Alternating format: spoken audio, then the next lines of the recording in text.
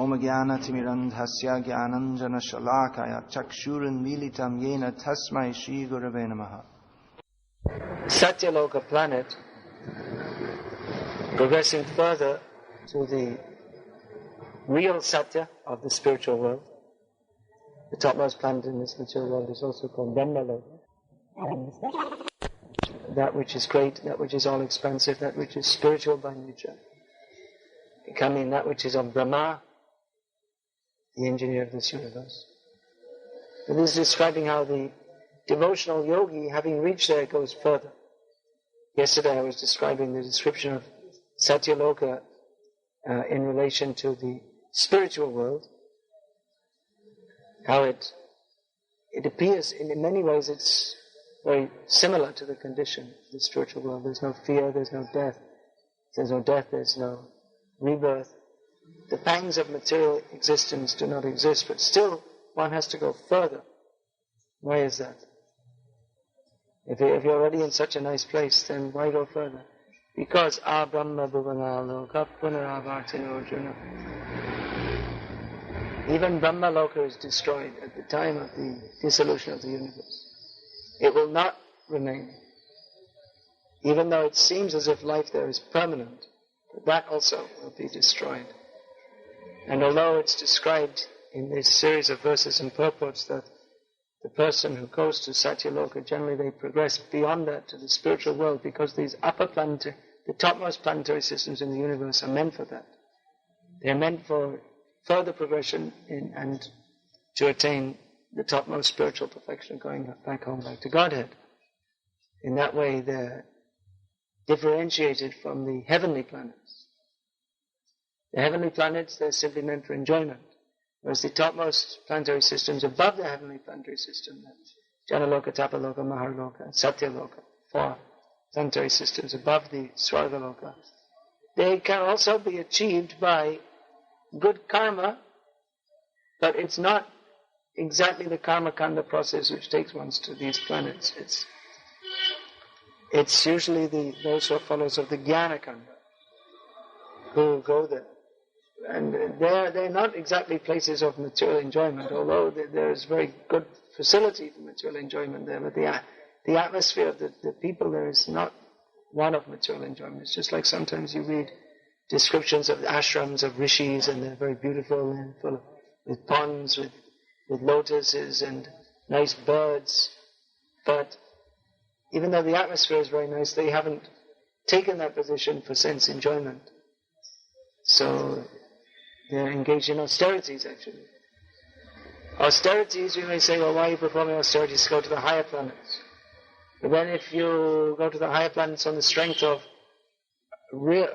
developing knowledge and austerities, then the desire will be there, having taken birth there, to go further in one's vairagya vidya and go back home, back to the lotus feet of Krishna.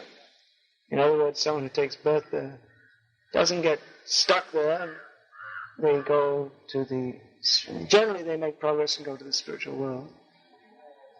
Although it may be a relatively long time there, because everything in this material world is relative, and the lifespan in the Satyaloka is extremely long, according to the earthly calculation. So you may get stuck up there for some time. But there's also the danger of becoming materially contaminated and again coming down. Of course, you may say, well, we hear about people falling in the spiritual world, but it's not so very likely. Therefore, Krishna says, if one goes to my abode, he never comes back. However, as long as we're in the material world, we're in a very dangerous position, because we're not properly situated in Krishna's service. Even when we're performing very great austerities and shunning the opportunities for material enjoyment that are all around. But the possibility of sense gratification is always there. And therefore, not all yogis and rishis, even who become perfected, who attain the siddhi, the perfection of entering into Brahma's planet, not even all of they go back to Godhead. So it's a very risky situation in this material world. Now, if we see what is the situation of these devotional yogis, it means they're cultivating devotion and at the same time following the yoga process of exercises, withdrawal from sense objects, and trying to become situated in samadhi, and also with some devotion, they're ultimately aiming to go back to Godhead, or rather Shukadeva Goswami is giving the direction to the yogis that you should keep your consciousness fixed on that final goal. Om Tad Vishnu Padamam Padam Sada Pashanti Surya Hojiviva Chaksharatam Yat Viprasya Vipanyave Vishnu Yat Paramam Padam. The Rig Veda Shlok says that those who are actually suras, those who are actually demigods, they're always looking up to the lotus feet of Lord Vishnu in the spiritual world.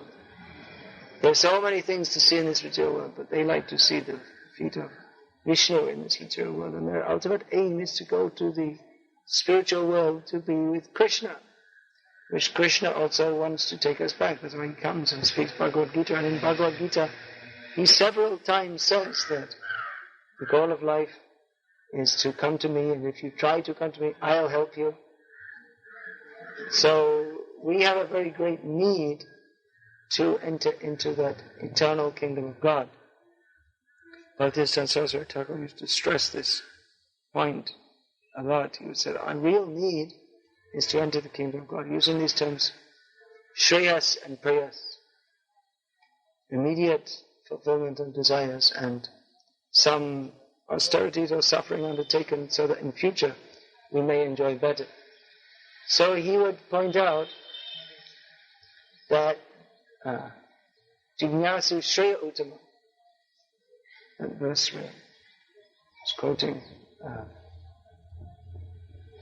that one should approach a guru, Tasmad Gurum Pravadyeta Jignasu Shreya Uttama, that one should approach a person who is spiritually realized and ask for him the questions which relate to one's topmost benefit. As Prabhupada said, when one approaches a sadhu, one shouldn't ask him for something you can get in the market. And why bother a sadhu? Please give me a Seiko watch. Go and buy one, sir. Don't bother me. Because that you can get anywhere, then why bother a highly placed officer? It's inappropriate to do so. One should approach the person at the level on which one wants to be helped. So, one should approach at the level on which one needs to be helped. So one shouldn't, I got lost there. One shouldn't approach one shouldn't approach the sadhus for that which is available in the marketplace. That, in other words, if you're asking for material benefits, cure my back, I have a back pain. Well, the doctor's surgery is just around the corner, you can go there. You can tell me, you come to the wrong place, this is the ashram, and the hospital is over the road, the Nasan hospital. You can go there. So one shouldn't approach for that which is any material good. Tasyaiva heto prayateta kovidona labhyate yat upriyata adaha talabhyate dukavaramyata sukham kalena gabhira kalena anyatra gabhira rangasa. That verse is spoken by Nadu Muni. That one should aspire for that which is not available anywhere within this material world. One should aspire for, what should be one's aspiration or ambition? One's ambition should be the highest. Jignasu Shreya Uttama. One should inquire about the highest thing. So what is the highest thing? That is something which is not available in all the 14 worlds, even the planet of Brahma. It's not there. That's why they're going on further, which is the bliss of the spiritual world of serving Krishna. So within this material world we endeavor to get various things, Narad Muni says, but anyway, automatically, sukha and dukkha, happiness and distress, they come. So everyone in this material world, as Prahlad, you'll find it's very interesting, Prahlad Maharaj, if you study his instructions, then many of his instructions are rephrased, things that Narad Muni also says. You'll find that Narad Muni says in the Bhagavad-gita, because Narad Muni taught Prahlad Maharaj when he was within the womb of his mother. So you'll find many. So one of the things he says, Prahlad Maharaj says, is that the endeavor to overcome one's material distress simply results in more material distress. You can't stop material distress by any material means. You may shift, Prahlad Maharaj gives the example that you may shift the burden from it's like shifting the burden from one shoulder to another, that's all. Instead of being distressed in one way, you're distressed in another way. If you think, I'm carrying a heavy weight, so what's the solution? Okay, put it on the other shoulder. So the distress is removed from here and changed to there. That's all. But there's no way to avoid distress in this material world. So one should endeavor for that which is not available anywhere within this material world. What is that? That is pure, unadulterated bliss. That which should be one's goal of life. As Prabhupada said when he was asked, what is the goal of life? To enjoy. Prabhupada. And then Prabhupada explained, Anandamaya Abhyasat. The absolute truth is by nature full of pleasure, and you as part and parcel of the absolute truth, you're also full of pleasure. So your aim should be to enjoy, because that's your nature. But you can't enjoy in this material world. Here, it's just described there in the previous verse. What is that? Namrityu, Nashoka, all these descriptions of Brahmaloka. So there's no old age, there's no death. But then why is it said, Brahma Bhuvana Loka Puna Avatina? Everywhere within this material world, wherever you go, you have to come back again. Mamupetyatu kontaya punarjanma navidyate. But if you come to me, Krishna says, you don't take birth again. So Brahmaloka, here it's described, the progressive devotional yogi who goes to the Brahmaloka and then prepares himself to go on further up to the spiritual world. But it's not guaranteed. Even if you go to Brahmaloka, you can come back again. It's not guaranteed. If one is specifically aiming in that way, he can go back to Godhead. But if not, he goes to the Brahmaloka, then if he's still not convinced about Krishna consciousness, then he can come back again. To go to the Brahmaloka, one has to be at least a Brahmavadi. That means one who's interested in spiritual advancement. But if one is still not convinced about Krishna consciousness, if his aim of life is not specifically to go back to Godhead, he can come back from there also. Or he may think, well, this is very nice here, in this Satyaloka, so the material world is not so bad after all. Maya is there also. It's not that there's no Maya in Satyaloka. Here in the word-for-word translation, Prabhupada translates the word nirbhaya as without any doubt. Now the normal translation we would think would be without any fear, isn't it? So Prabhupada is translated as without any doubt. Because actually the two things are synonymous. If one has doubts about Krishna, then he's fearful. He must be fearful. Bhayam dutiya viniveshadasyat ishadapetyasya vipayayo smritihi. This material world is the world of fear. One enters the atmosphere of fear due to enviousness of Krishna. And then one's consciousness becomes turned around, opposite, viparit. In other words, when one has full faith in Krishna, then there's no fear. He knows Krishna will protect me. That is one of the symptoms of the surrendered soul. 6 symptoms of a surrendered soul. Rakshishyatiti vishvaso. He is certain that Krishna will protect me. So he's free from any doubt, and therefore he's free from any fear. But if we're not fully convinced that Krishna will protect me, if we doubt Krishna, then we're fearful. Our fear comes. Therefore, bhajahure mana srinandanandana abhaya charana. How to be free from fear? Then one should take shelter of Krishna.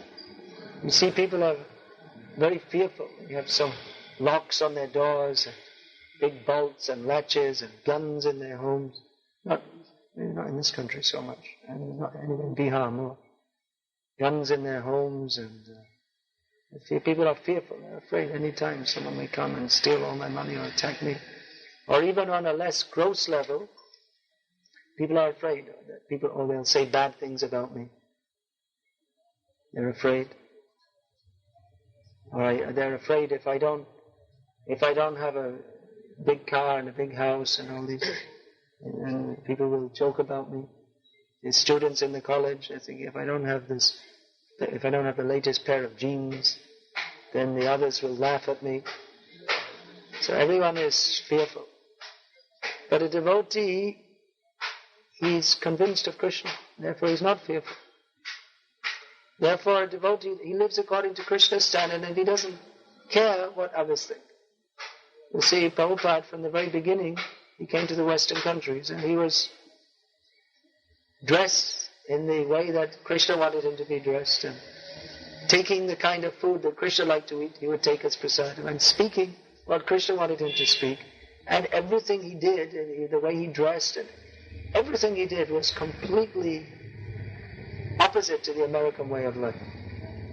It was completely out of sync with the American way of life. Even in New York, where everything is supposed to go on in New York. But even in New York, Prabhupada was something unusual. And some people try to do something in New York, they try to do something different. But it's very difficult to be different because everyone's trying to show they're different. Although they're all the same, they're all just interested in sense gratification, just they dress in different ways, that's all. But Prabhupada was actually different. He was completely different. You see, in New York, everyone's trying to be different. You have your regular businessmen, but there are many, especially in that time, the hippie time. They were all trying to be different, but they all ended up doing the same thing, dressing with beads and men with long hair and beards. And they were all trying to be different, but they were different from what they called the straight people, but they were all the same as each other, so they weren't different. But Prabhupada was actually different in quality altogether. Everyone is trying to be different, but then the hippies, they ended up just having sex, and what's different? Just the straight people are having sex, and they're having sex also. So it all ended up in sense gratification. It was just different varieties of sense gratification, that's all. But Prabhupada came with a completely different message, completely different way of life, completely different consciousness. The hippies were talking about expanded consciousness and consciousness-altering substances, in other words, drugs. And so they were talking about, but their consciousness remained within this material world. They thought, we'll take some drug, LSD, and this will alter our consciousness. But it remained in material consciousness. It's just different varieties of material consciousness, that's all. But Prabhupada gave higher consciousness. Completely, not only higher, but actually from a different dimension altogether. That one should act for the pleasure of Krishna. One should understand that he's not the body and you can't enjoy this body, and there's no use to take drugs anyway, because it only alters your mental state by adjusting the chemicals in your brain. It doesn't alter your consciousness. So this message Prabhupada gave was something completely different, and only Prabhupada could give that message because only he was free from doubt. He was fearless. Why was he fearless? Others were telling him, don't go to America, you're old, you may die there, who will look after you? Better you stay in Vrindavan. But Prabhupada said, Krishna's looking after me. Krishna's not only in Vrindavan, Krishna's everywhere. And he was free from doubt. He could go and tell the Americans, the hippies, to give up illicit sex. Who would tell that to them? I mean, other people were telling that, but who could tell with such authority as Prabhupada to follow his instructions? That one volume of the Prabhupada Lilamrita is entitled Only He Could Lead Them, because the hippies, their motto was not to accept any authority. That was the whole thing. Don't accept any authority. And Prabhupada came in saying you should accept the Guru as an absolute authority. Not only an authority, but absolute authority. It means you just have to do what he says. So, how could you go and preach that in the Western countries? Because Prabhupada was free from doubt. Once Prabhupada said that, this was later, after Prabhupada's mission was well established all over the world. Of course, it's much more expanded now than when Prabhupada left this world. For all we complain about the problems in ISKCON and all this kind of thing. People say it's, ISKCON's finished, and you've been hearing that for so many years. But actually the movement has spread tremendously since Prabhupada left this world. It's really much more expanded in so many ways. Problems have come with expansion, but the point is it has expanded and it is continuing to expand. So Prabhupada was saying that, well, how has this wonderful thing happened to me? That I see I have so many God brothers. They could have also done it. I mean, so many sannyasis. They're all their life sannyasis, many of them. They became sannyasis as young men. And they had so much association with Guru Maharaj. Whereas I only met my Guru Maharaj, Prabhupada said, about 12 times. It means he must have heard him speaking more than that, but he probably only spoke with him maybe about 12 times. And they're very austere, and I was what they used to call Pacha Grihasta, rotten householder. And they're very learned. So many, you see that they were studying Shastras all day, and he was busy in his business. Not that Prabhupada wasn't learned, but it may have been that some of them knew more shlokas and all this kind of thing. Well, that wasn't that Prabhupada didn't know many shlokas also. So Prabhupada said, how is it that this wonderful thing of spreading Krishna consciousness all over the world has happened to me? And Prabhupada said, when I examine, I can find there's actually only one qualification, that among all my God brothers, only I had complete faith in my spiritual master. Otherwise, others, everyone knew that Bhaktisiddhanta Saraswati Thakur wanted Krishna consciousness spread all over the world. He said, Prana Cheja Hetu Pracha. He wanted preaching. He said that, well, who's got life, he can preach. If you don't have life, you can't preach. So Prabhupada had full faith. And therefore he was free from doubt. And you see Prabhupada, when he was preaching, when he was speaking with anyone, he was free from doubt. And therefore he could convince others. If you say that, well, in my opinion, it may be that Krishna is the Supreme Personality of Godhead, then who are you going to convince? If you're not convinced yourself. Prabhupada would, just like at that Gita Sammelan in Indore, all big Swamis coming, and Prabhupada furiously chastising them, that why are you cheating people in the name of Bhagavad-gita? Why are you not teaching that Krishna is the Supreme Personality of God? I never expected any such thing. You see, we're here to speak on the Gita, and I'm giving my interpretation. Some people go, what is your interpretation of Bhagavad-gita? You rascal. We don't interpret Bhagavad-gita, only rascals do that. We simply speak Bhagavad-gita as it is. So Prabhupada was completely convinced, and therefore he was free from fear. One who has not got faith in Krishna, then they'll always be fearful. And you see that some devotees there, you can see actually they don't have faith, and they're always making some arrangement and plan, and I have to save some money and look after myself, and they don't have faith in Krishna, actually. They're thinking, well, it's okay chanting Hare Krishna, but who's going to look after me? I have to get some money and stick it in the bank, and then I'll be safe. As if money in the bank can save you. What are you going to do at the time of death with your money in the bank? It's not going to save you. Of course, a householder is supposed to make some arrangement for his family. But he should also, Panchash Ordvang Vanang Vrajat. You made arrangement for your family? Had your family? Okay, now you're 50 years old. Leave it all. Go to the forest. Vanangato Yad Harim Ashrayata. This Prahlad Maharaj told his father. Go to the forest and take shelter of Hari. Family life means taking shelter of Asat Sainya, the fallible soldiers. My wife, my friends, my home, my bank balance. These things can protect me. They can't protect you. So if you reach the age of 50, leave all these things. You go on. Don't think that I am indispensable. If I leave my family, who will look after them? I am indispensable. As Charles de Gaulle said, the graveyard is full of indispensable men. You can follow that? You know what indispensable means? You don't know what it means. Indispensable means that you can't be dispensed of, thrown in the bin. That you're essential. Your presence is essential. So Charles de Gaulle said the graveyard is full of indispensable men. Life is going on without them. You're thinking, without me, how can things go on?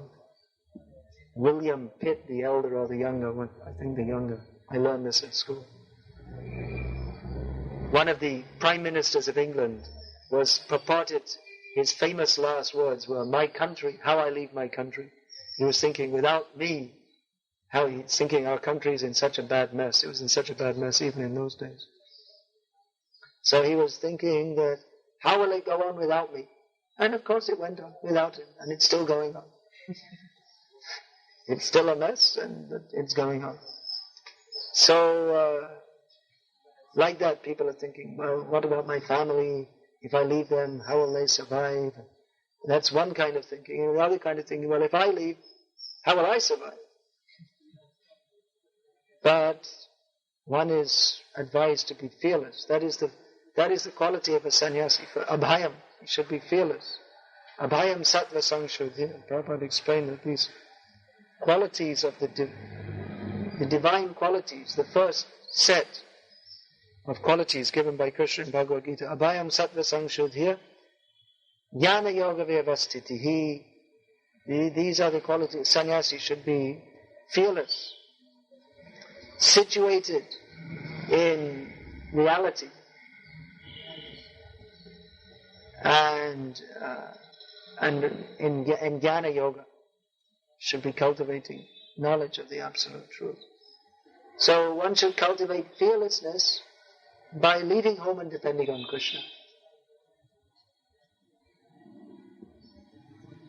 One who depends on Krishna, he's fearless. He just depends on Krishna, that's all. One time I was at the Rath Yatra festival in London, and the parade had just finished, and we came to the park where they're having the festival program. And some young woman came up and questioned myself and Jayadvaita Maharaj, who were there. And she said, well, she asked about what we're doing and said, well, we travel here and then we preach about Krishna. She said, well, how do you survive? She said, well, we depend on Krishna. Well, what about your food and all that kind of thing? So Jayadvaita Maharaj said, well, we just depend on Krishna. She didn't seem very convinced and she went away. And then 2 minutes later, the devotee came with 2 big plates of prasad. Here you are, Maharaj, it's for you. So we didn't ask for that, they just brought. You see. Krishna arranged. So that is the conviction of a devotee. And if Krishna doesn't arrange, then we won't eat. That's all.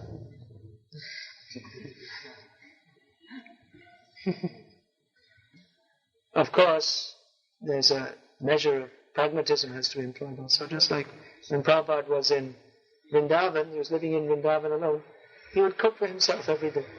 The sannyasi is traditional, he doesn't cook. That's why it said that Nani Ragniya Nachakriyaha, the description of a sannyasi, is not that he's without fire, because the general description of a sannyasi is he's without fire. That means that as long as one is a householder, one has to maintain a fire in his home, and you'll find in Brahmana homes, there used to be people who would say, oh, this fire has been burning for the last 700 years. In the same, because they didn't change houses every 2 years or so. They'd stay in the same house. And their ancestors would be keeping this, they'd keep the fire alight, and then they'd use that for cooking and for the daily sacrifice. They'd offer the homa yagya daily in the home. So, but when one takes sannyas, then no more fire. He doesn't offer sacrifices, and he doesn't cook. But Prabhupada was cooking. He was cooking and offering to Krishna. No, you don't cook for yourself, but you can cook to offer to Krishna. But then he was engaged in the Sankirtan Yagya, printing books. So for the Sankirtan Yagya, he was cooking for Krishna so that he could go on with the Sankirtan Yagya. I was just reading yesterday, Bhakti Saraswati Thakur was saying that we should offer, usually in the fire, you offer ghee and grains. But he was saying in this Sankirtan Yajna, you have to offer your life. This is what you should offer. You offer yourself in the fire. So we used to say, in the fire of Sankirtan. You should get in the fire of Sankirtan. Because this is the Yajna. You offer yourself. Offer everything to Krishna. One becomes fearless. He becomes protected by Krishna. Hare Krishna. Is there any question? We'll be talking more about the fire of Sankirtan at 10:30. It's 2 hours from now. So those who have been distributing books in the last month, if you have your scores, you can tell us. You can tell us the scores.